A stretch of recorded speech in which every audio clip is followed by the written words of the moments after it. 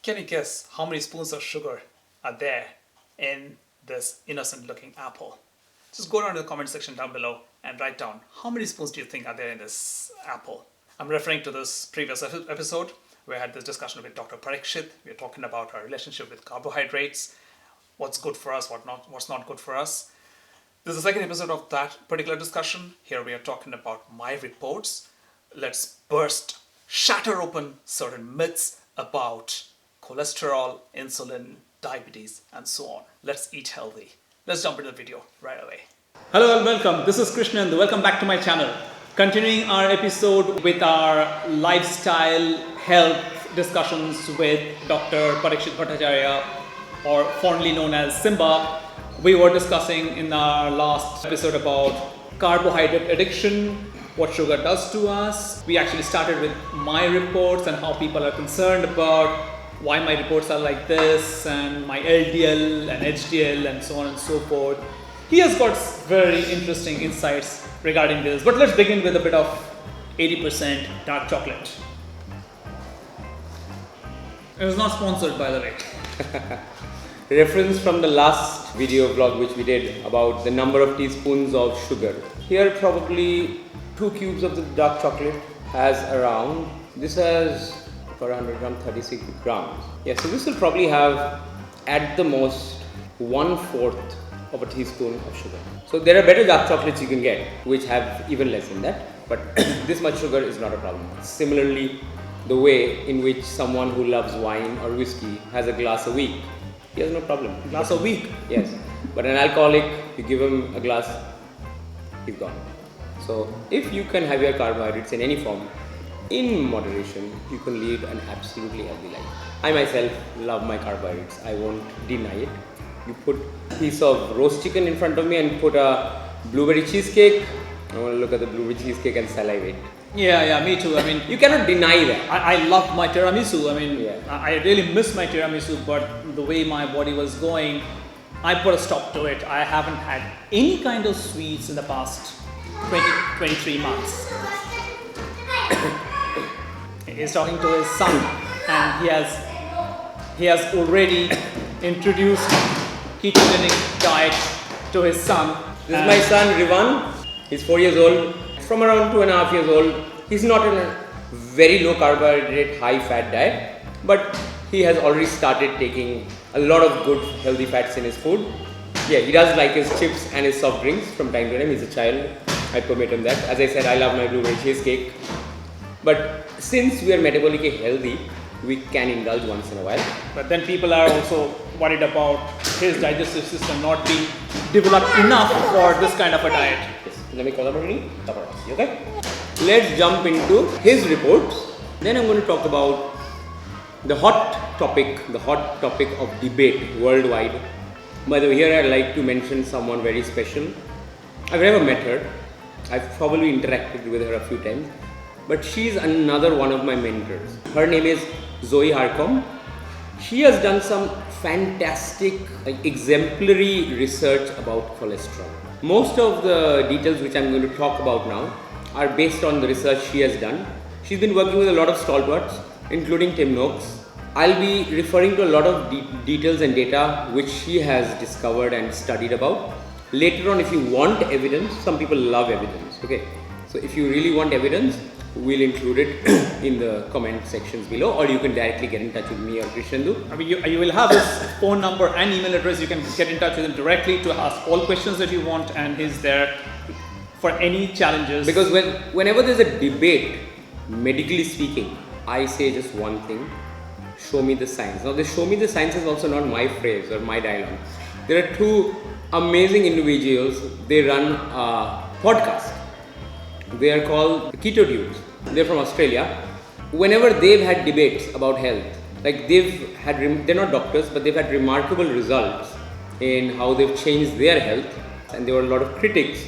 So they would just tell those critics, show me the science. Similarly, some of you would also want to see the science based on whatever claims I'm making. I'll be glad to send it to you. Okay, now let's go to his reports. He was pre-diabetic, if you remember from the last episode. He is 52 years, right? Okay. 51 and He's been on a diet of only fat moderate proteins, and minimal carbohydrates for the last 2 years. His fasting blood sugar 89. Anything under 110, 115 is absolutely fine. His postprandial, like 2 hours after meal, his blood sugar is 111. Anything under 130, 140 is absolutely healthy. A better blood test to figure out how well he's been doing over a 3-month span. Like these blood sugar tests are just his blood sugar at that very point of time. Right. But to understand how his control has been over the last 3 months, there's a blood test called HbA1c, glycosylated hemoglobin. So his value is well under the normal non-diabetic value. 5.7 is what we're looking at. Even if it's under 6, it's considered good. His is 5.5. That is remarkable. Okay. And remember, I spoke about insulin. Insulin is a very specialized hormonal test. Most people don't even advise it. It's not only in India. Sadly, across the world, it's not advised by doctors. But it's a brilliant tool to even diagnose diabetes before it happens.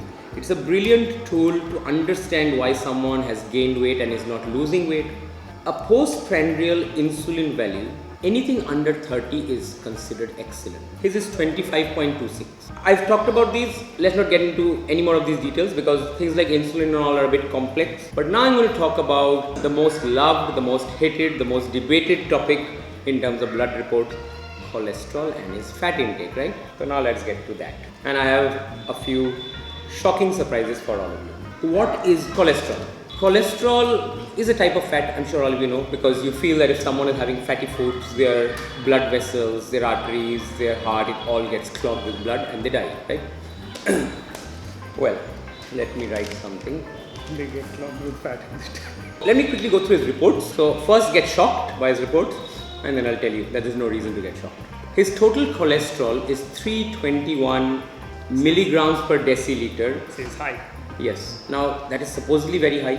In fact, this blood report, they have a reference range alongside that. That says anything under 200 is desirable, anything above 240 is high, dangerously high. But his is 321. I'm dangerously So high. is he going to die? Triglycerides, his is 74.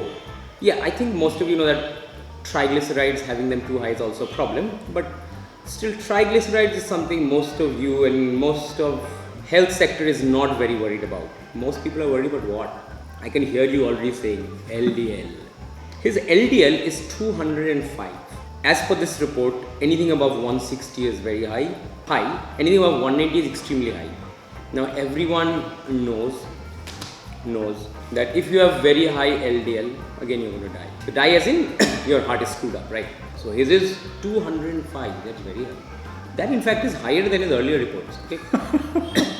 So probably I'd be guessing right if I thought that for a moment he was also a bit worried. What happened? Why did it go so high? Yeah, I was worried for sure. His triglycerides is very low of 74 and his HDL, again called the good cholesterol, is 93, which is brilliant. Okay, like most good HDLs which I come across in my clinical practice is around 50, 55. Bad ones are in the range of 30. His is 93. Yeah, so it says very high. These are all marked in bold. I don't know where you can see it. They're all marked in bold. Now, coming to what cholesterol is. 2 shock facts. For most people, if I had my way, I would say save your money. Don't even bother testing for lipid profile. But yes, I do it because I know people have this apprehension about high lipids, high cholesterol, high LDL. So I want them to do the tests and show it to them. If I tell them don't test your cholesterol, they won't believe me. As simple as that. You lose your patient. It's not about losing a patient, it's about losing the ability to make someone healthy. Now coming to fact number 1. This is thanks to Zoe Harcom and her tireless research. There's only one damn cholesterol. It's called cholesterol. HDL is not a cholesterol, LDL is not a cholesterol. Google the chemical formula of cholesterol. Those who have any knowledge of chemistry, this is the chemical formula of cholesterol.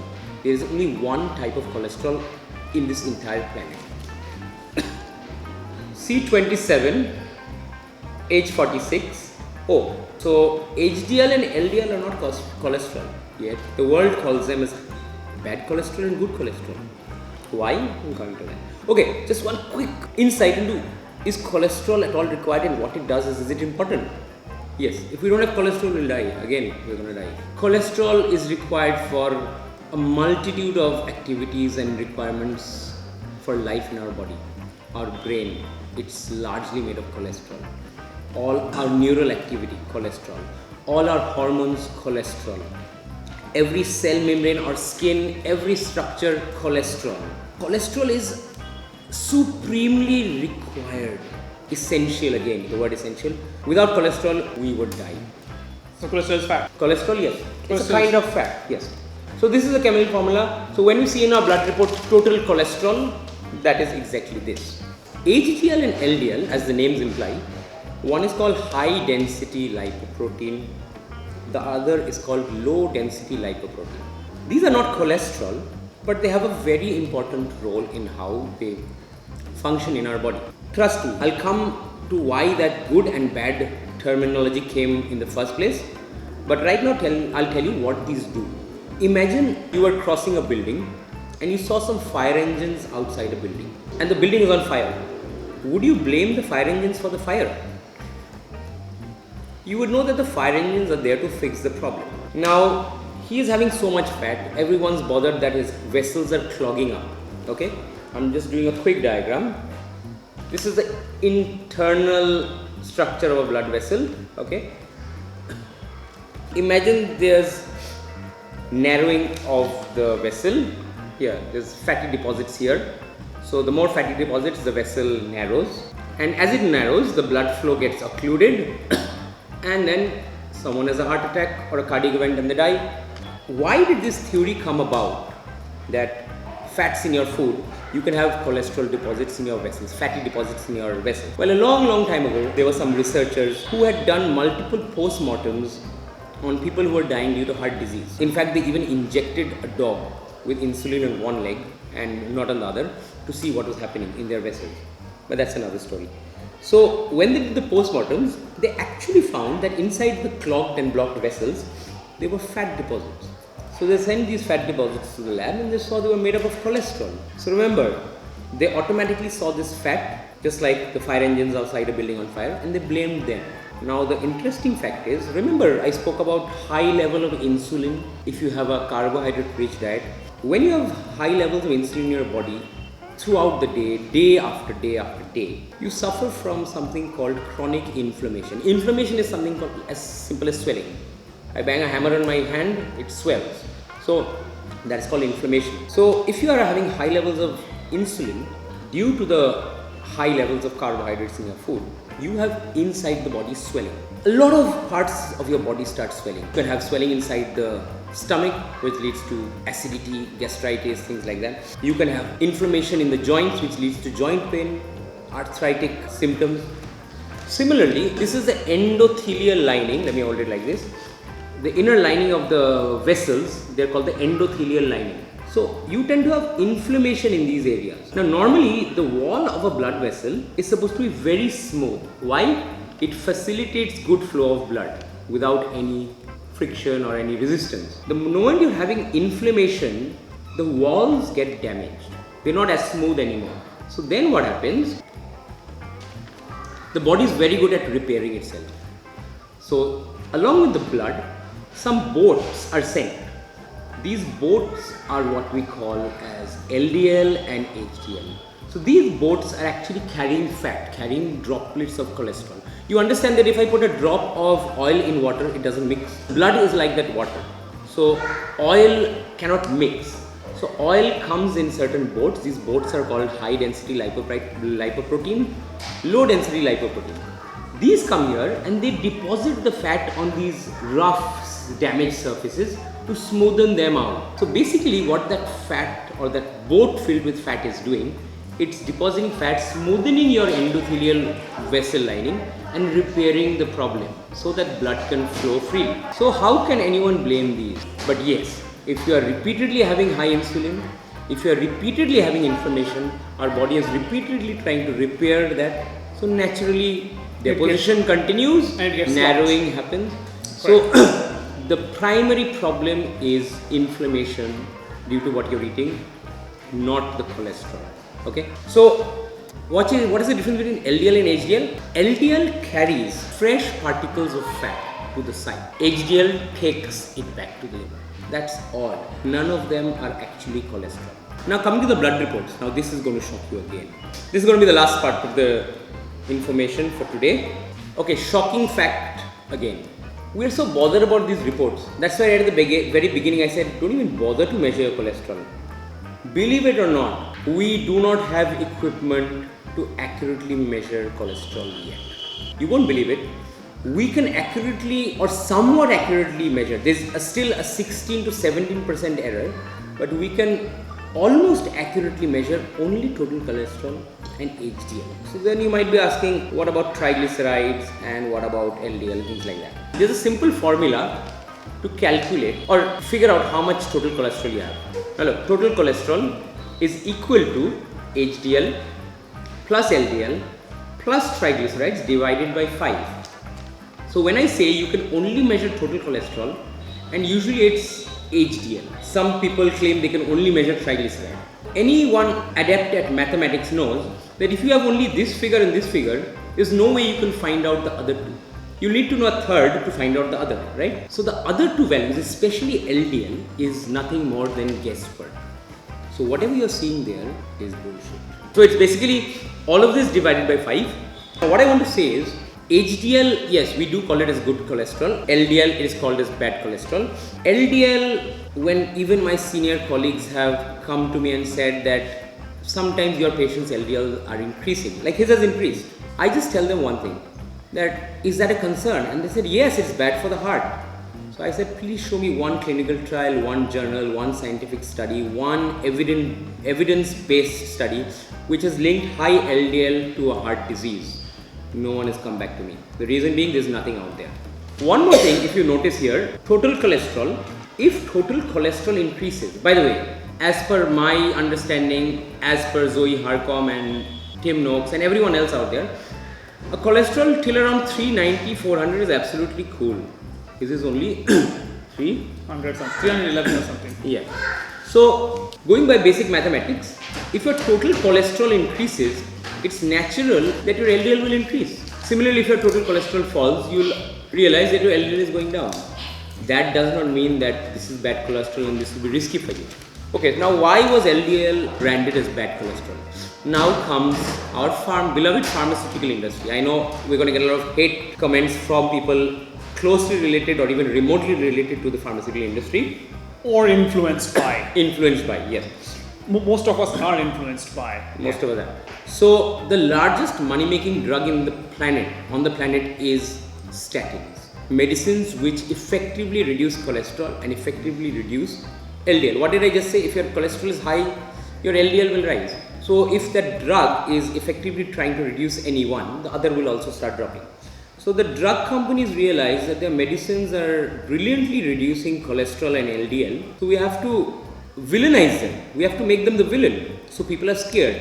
Put fear into the world. So since their medicines are reducing LDL, they had to start publicizing that this part of the cholesterol, first of all, is not even cholesterol, remember that, is bad. So their medicines start selling. But the problem is, you know what? I just said cholesterol is vital for life. So if that medicine is artificially reducing your cholesterol, you are really, really hurting your life. I already told you cholesterol is helping in so many activities inside your body, so many structural activities, functional activities. If a medicine is artificially pulling down your cholesterol and your LDL, you are going to have very, very bad side effects. Basically, you're screwing up your system. Again, take the help of Google if you want. Side effects of statins. Some things they have to disclose. If they don't, they can get into legal trouble. But statins can raise body weight, statins can worsen diabetes or cause diabetes, statins can cause inflammation in the liver, increase your liver enzyme, statins can do so much, cause so much wreckage inside your body. And if you don't have statins, there's no problem. Statins, yes, some claim, for those who are from the medical professional side or health industry, some claim that statins do have an anti-inflammatory role. My understanding is if I can eat food which doesn't cause inflammation in the first place, why do I need an anti-inflammatory? Even then, some people do require anti-inflammatories.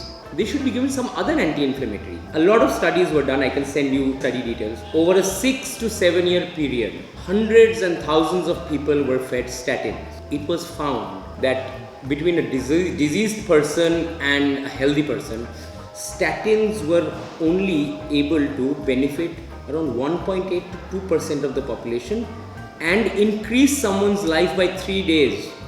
Seriously? So, seriously. Wow. So that is how useless statins are. Yes, anti-inflammatory aspect does have some role, but it's not worth the damage they're doing by reducing your cholesterol. So that's statin. Now directly coming to his blood report. There's only 2 areas of a lipid profile report which I am concerned about. One is the triglyceride, one is the HDL, and it's basically a ratio between the two. So triglyceride divided by HDL, if that ratio is below 2, I tell my patients they're doing excellent. If it is between 2 to 4, I say they're doing good. If it is above 4, I say they should be slightly worried. Above 6, very worried. So worried in terms of what? Heart and vessel health. Now, most patients I see who are unhealthy, their triglyceride by HDL ratio is above 6 or above 4. Those who are achieving good health, okay, by following a good lifestyle, their ratio is usually around 2. A few I've seen are a shade under 2. Now for the big revelation. Krishnendu's triglyceride is 74, HDL is a whopping 93. His ratio is 0.7956. So it's under 1. Amongst my thousands of patients, I hardly have come across, in fact I think I only come across one patient, okay, he's a marathon runner, but I've never come across a second patient who has had a value under 1. So this is how brilliantly healthy he is. And I told him yesterday, I think you're going to live till 120 years if you continue like this. So for all of those who have concerns about his fat, his cheese, his ghee, his bacon, his fatty fruits like avocados or whatever, his blood reports are telling you the entire story. And again, don't be fooled by the pharma industry and the health sector who go about telling everyone that LDLs are bad. High cholesterol, high LDL is not a problem. You don't even have to bother about doing your reports, but yes, we live in such a society, everyone will want to see the reports, the doctors will ask you to do the report. But high insulin is... Yeah, insulin, look, it's a complex subject. Anything hormone is slightly more complex. We can probably talk about that at length another day. But high insulin is a result of high carbohydrates, as simple as that. High protein and high fat will not spike your insulin that much. Yes, they do cause insulin spikes, but anything in our physiology which is abrupt, any changes in our physiology which is abrupt is not good for our health. Fats spike insulin the least, healthy fats. Proteins do it slightly, but not that much. It is the carbohydrates which spike your insulin very much. Now, as I said, I love my blueberry cheesecake or my chocolate brownies. I am very insulin sensitive. My insulin is always very low. So even if I do indulge at times, my body as of now is capable, because I also lead a very low carbohydrate, high fat diet. Not as much as him, but yes, I do. So since I'm so insulin sensitive, if I do cheat with my food, my body is very efficient at dealing with the problem and fixing the problem in a very short span of time. Yes, I will have a spike of insulin, but I can quickly get that insulin down to a healthy level very quickly. But for someone with a metabolic problem, diabetes, obesity, hypertension, and a variety of other diseases, they have high insulin resistant. So if they indulge, it's just going to get worse. And high insulin not only causes obesity and weight issues, it causes diabetes. In fact, someone with high insulin, chronically high levels of insulin, they invariably become a diabetic within 5 to 7 years. So you will realize that insulin, the test itself, is a brilliant tool to diagnose diabetes before it happens. But unfortunately, it's hardly tested. The reason being that most health professionals do not look at the hormonal angle in metabolic diseases. So once we start looking in that, it is actually much easier to treat so many of these conditions. So anyway, I'll call it a day here. No, I have still one more. Yeah, sure. What about the cramps? Okay, he's been having only one symptom, okay? Of this kind of a lifestyle diet that he's been monitoring me for the past 2 years. Yes. Yeah, he's been having some cramps. So cramps can happen either you are slightly low on electrolytes, some salts, magnesium, sodium, chloride. You can have cramps if you are not hydrated well enough, okay? You can have cramps if you are stressed. If your stress hormones shoot up, things like cortisol. His stress hormones are slightly on the higher side. I'm not getting into the details of that, that's another complex area. So what do I do for my cramps? Can I do, because magnesium is fine with me, right? Yes, you will have to increase your hydration. You will have to reduce your stress levels. He's got a lot of stress in his life, work, and a variety of reasons, and that will slowly improve all these musculoskeletal issues which is happening. Nothing major. He's totally fit. He's very healthy. Like, I'd want to be as fit as him at 52. I'm 42, so 10 years later, I'd be lucky to be as fit as him.